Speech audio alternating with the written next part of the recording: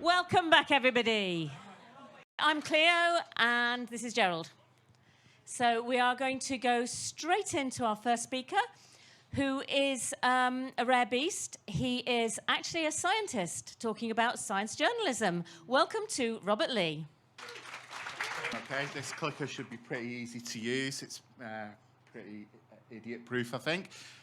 Thanks. I don't know how I can match up to the first four speakers who were incredible. As you can see, got my notes here. I'm not pretending that I'm brilliantly prepared. I'm clearly not, but I'll do my best. So I'm a freelance science journalist. I'm not actually a scientist. I have been a science journalist for about 4 years. My articles have been published in publications like Scientific American, Newsweek, Popular Mechanics, lots of different places. I actually started out. Let's have a look.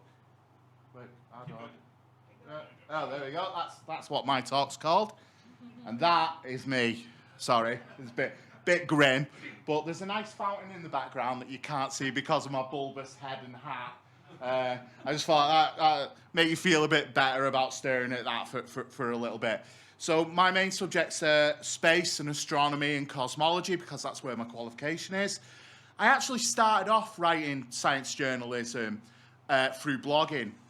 And what the main subject of my blog, which was called Skeptic's Boot, was actually poor science reporting in the mainstream media.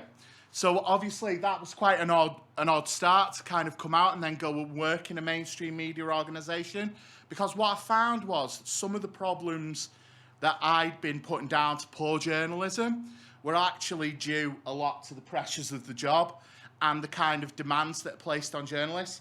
For example, how long would you say, feel free to shout out, that the average journalist has to construct a story? What kind of time scale? 2 hours, exactly. And when you think about it, that's to do all your fact checking, to interview your sources, to get an image, to write the captions for the image, to write your stuff for social media, and to write the body of the article as well. So when you think about it, if you're covering something scientific, that can be incredibly difficult to do in such a short time span. So the key difference between writing science and writing science journalism is the use of this, which is the inverted triangle for journalists. So what I'm aiming to do when I'm writing a news story, it's slightly different features, is I want to get all the important information up top here, then the least important information, then all the stuff that's nice to know, but you don't need to know that. So if you're reading my article on the train, you should be able to shortly read the top bit and come away with almost everything that you need to know about the article. Now, hopefully, if I'm good at my job, which is questionable, I can get you to follow down to the bottom there. But my aim is, within 5 minutes, you click on it, you read that top bit, and you navigate away knowing everything that you need to know. Now, obviously, what I describe this as, rather than the inverted journalism triangle, it's a bit like an episode of Columbo.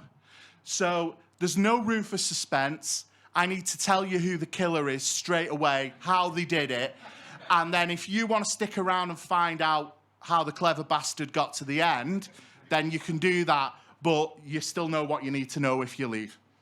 Right.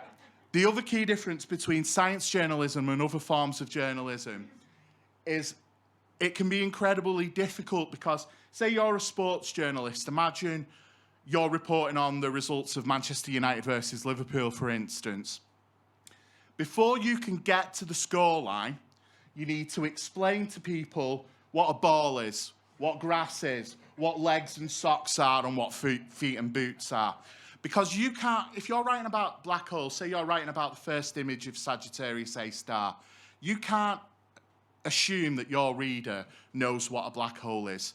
You can't assume that your reader who'll want to know about the glowing ring around Sagittarius A star, you can't assume they know about general relativity, why that gas is moving at near light speed. You have to explain all that. And by the way, you've got 400 words to do it and 2 hours. Hurry up. So that's the key difference between science writing. Obviously, one of the other key differences is blogging, you're working for yourself, you know what you want to communicate, and you put it out and you're responsible. And that's not to say there aren't great bloggers. Obviously, with journalists, you then introduce the element of editors as well, and the demands of the publication that you're working for. So obviously, a lot of conflict can be introduced because editors can have a very different idea of what your story should be that might not always agree with what you're actually writing. And you have to pick your battles and learn what an editor will expect, and hopefully you can get the stuff in that you want and you can get the stuff in that they want as well. So with the star, that means talking about Uranus and linking it to bums, essentially. They really, I don't know, it's a double-edged sword, really. It's great to see science and space on the front of a British newspaper. It's not necessarily great to see it linked to bottoms, just because Uranus sounds a bit like Uranus. So I did the ideal star headline. There we go. Bums say boffins. That's it. So that's my pitch to the Star. If anyone's watching from the Star, don't know what the story would be, but look at that. You can put a shocked astronaut face on. Look at him there. Terrified. In space, no one can hear you scream, and just that headline there, and you're guaranteed to shift papers. That isn't the best headline of all time. Who do you think writes a journalist headlines, by the way? Editor. So a journalist is rarely responsible solely for their own headline. An editor will write the headline and decide what they want going in. Obviously, that means that sometimes you could read a bad science headline that maybe poorly reflects the science that's been reported, but that's because the editor hasn't been completely hands-on with the whole process. They've not seen the whole thing. They've maybe seen a press release, seen a brief summary, and then constructed the headline from that. So don't always judge a science article based on the headline, even if you think the headline's not great. Judge it based on the content. I'm actually quite okay with not writing my own headline, because I've come to realise that I'll never top this. That is the greatest science headline ever written. When an eel climbs a ramp to eat squid from a clamp, that's amore. That is the best headline anyone will ever write. I do not... You should clap. You should absolutely clap. Ironically, that is also the best part of my talk, and I didn't write it. In true journalistic fashion, I took that from somebody else, but that's the best headline that I've ever seen.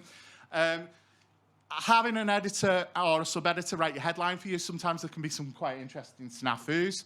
So you'll all know that science reporting, especially for a mainstream audience, we love saying asteroid as large as 17 giraffes to pass Earth. So comparing some kind of cosmic object or some sort of scientific object to something every day is a really good way of capturing readers' imaginations, and sometimes they get really out there. One case in example, I had to write about a newly discovered pterodactyl and read that its wingspan was about the size of Michael Jordan. Now, when I passed that headline to my sub-editor, suddenly that became newly discovered pterodactyl had a wingspan larger than Michael Jordan's, which implies that Michael Jordan had wings, and I can't get the image of Michael Jordan with hideous leathery wings perched on a basketball hoop, ready to swoop down and grab the basketball. So there can be some interesting stuff. That's what I said before, a cohesive relationship with your editor. Obviously, this is a serious bit. That was definitely the highlight, the headline. This is a serious bit. Science communication comes with an incredible burden. You're responsible for reporting to the public science in an accurate and responsible way, and that's never been more important than over the last few years with the COVID pandemic. Now, I was part of 30 seconds. Sorry. I'll just show you this. So I was part of a publication writing about vaccines, forming relationships with experts and doctors when that publication published that. If you were a doctor, would you want to speak to a journalist who you believed was involved with those covers? That one's not too bad. That one, would you give a kid like this a shot? And that's the struggle. Thank you. Thank you so much for letting me use the horn. The first question's from Igor. Do you think scientists should be allowed to talk to the press without the intermediate who knows what they're talking about but also isn't a scientist? Again, it's a double-edged sword. Scientists aren't always trained in communication, and what a scientist will take away from their research might not be what initially grabs the public. There's definitely a role for science journalism. I do think that scientists' voices are integral. What I see is what I do as a journalist and my role to report on research. Essentially, I'm a lens. I can magnify a story, I can magnify research, I can also distort it. So it's important that it's as pure a lens as possible and that science is magnified and gets to the public the way it should. And obviously scientists' voices are a vital part of that. But it would be naive to think that the general public would all go and pick up a scientific paper, as fascinating as it may be. Now, we might be able to capture people's imaginations in such a way that they actually will go and read a paper, but we can't just assume that people will do that. And if we want the general public to appreciate science and to appreciate research, then it's important to have an intermediary at this point. Maybe it won't always be, but I think right now it is. The next question's from Evan, who asks for your views on paywalls, balancing rigorous content versus being the first to publish with free accessibility. He's sorry he failed to work in a Uranus joke. Oh, yeah. Yeah, I mean, publications have got to make money. That's the sad fact at the end of the day. Nothing's free. Now, I think maybe a lot of mainstream publications quite haven't dealt with the onset of the internet fully yet. And I don't think the perfect model of delivering journalism to the general public while still earning money has been worked out. So essentially your options are a paywall or just shoving your page with excessive adverts. I can't say which is best. That's up to you to determine where you want to get your science news from. But I think, you know, publications have got to make money. They've got to pay idiots like me to do stuff.